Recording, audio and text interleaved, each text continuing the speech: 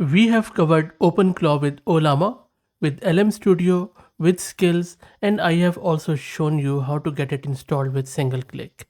In this video, we are going to install and configure this OpenClaw with llama.cpp, and the bonus point here is that I'm going to use this newly released Qwen3 Coder Next model, which I have covered this morning around couple of hours ago.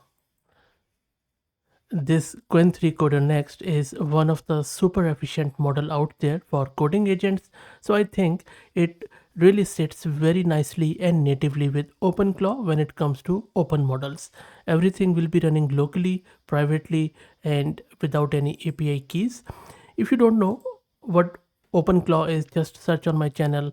Also, as I'm going to use it with llama.cpp inference engine. If you don't know how to get it installed, what it is, just search with llama.cpp. I have done very easy to understand tutorials on any operating system of your choice. So for this video, I'm going to use this Ubuntu system. I have this NVIDIA H100 GPU with 48 GB of VRAM. Already llama.cpp is installed and a model is being served here. I will just go up to show you how I am serving this model. There you go. So this is how I am serving this model, and by the way, I already have covered this in great detail just 1 hour ago. As you can see, Qwen3 Coder Next from start to end as how to get it installed, and we have also extensively tested this Qwen3 Coder model. So you see right now it is running and being served on our local system, and this is our OpenAI compatible API endpoint on my local host at 8001. This is what I'm going to use in OpenClaw. You already have seen my system configuration. Like, I'm just using 48 plus gig of VRAM with this quantization version of the model, which is from Unsloth. And if you're looking to rent a GPU or VM or CPU on very affordable price, you can find the link to Massed Compute in video's description with a discount coupon code of 50% for range of GPUs. Okay, so now you understand what exactly we are going to do, what is the current status, what you need. Let's get right into it. So what I'm going to do, I'm just going to first install OpenClaw from scratch. Again, it's a simple curl command through bash script. It is going to download and install OpenClaw locally. And now, as usual, OpenClaw is just going to ask me some of the installer prompts. So I'm just going to say yes, I understand what is there. Now I'm just going to go with quick start. It is asking me my auth provider. For now, I'm just going to skip it. I could select OpenAI, but I don't want to do it at the moment. All providers is fine. And then I'm just going to keep the current one. Doesn't matter really. I already have shown you how to integrate this Telegram, WhatsApp. So I'm just going to skip for now, and I'm not really talking about what OpenClaw is and all that stuff in this one. I'm not going to go with the skills. As I said earlier, if you're interested in this, just watch any OpenClaw video from the channel. I have just pressed tab here to skip the hooks, and it is going to install all the core and gateway.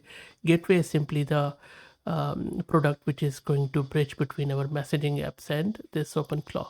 I'll just do it later. Do you want to do this or not? You know what, I'm not really want. Maybe I'll just say no. It's a new one, by the way. I didn't see it before this last one. Anyway, so everything is installed. If you want to check it out, you can simply run these commands to check version or status. Okay, the reason why it is doing it because it is not in the path,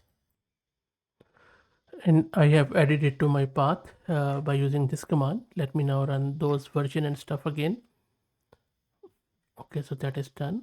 Let's do it again. I think I ran it 2 times, but that is fine. So let's do the OpenClaw version.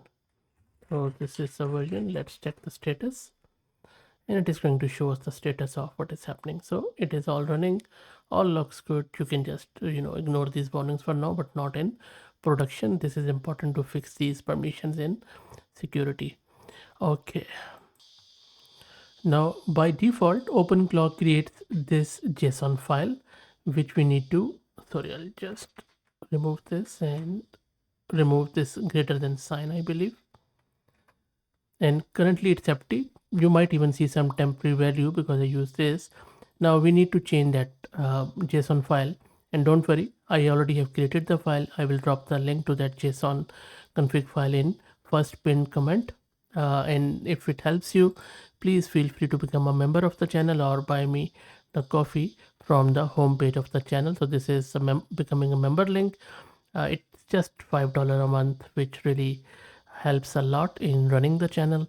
And if you really don't want to do it the membership, you can always buy me the coffee. Again, no compulsion, totally up to you. Okay, let's go back. And this is what my new config.json looks like. And you can, as I said, you will find the link in video's description. All I'm doing is giving it the space URL and my model name here. Okay, let's go back. Once you have done that, you would need to restart your gateway in OpenClaw, and you can just use systemctl. And after restart, you can verify the status by running this OpenClaw status command.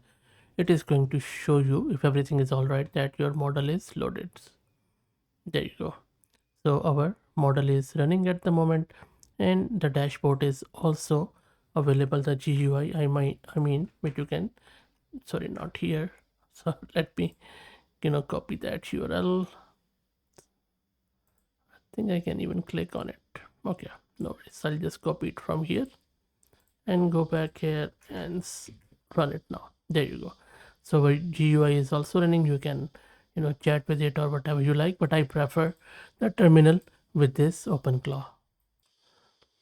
And then in order to further test it, if the agent is running with that model, you can just simply ask it anything. Of course, if you are doing pair programming or vibe coding and integrating channels, you would do some coding stuff here. So that is what this model is for. And I have just asked it to introduce, and you can see it has given me a very concerted answer here, spot on. So for instance, for the coding one, you would do something like, build me a simple to-do CLI app in Python or whatever, and then it should, just agent should work. And if there are any skills, tools it needs to use, if you have, of course, enabled them, it should use them. Also, you can control it from your messaging app, as I showed you in the previous videos where we checked out that OpenClaw, and I'll show you quickly. So these are the videos where we have set up everything, skills, tools, and also with llama, with LM Studio, and the list goes on and on and on. I also showed you how to upgrade it, update it. Okay, so let's go back and see what is happening. There you go. So it has built some code here, and then these are the files which it has built, and it has added few things here. And one, of course, goes without saying that once these coding frameworks run or any, you need to be careful about the security and safety. And you can see that it already had access to your local system, and this is where it has created this to do by, and by default it creates it in the workspace directory in your .openclaw.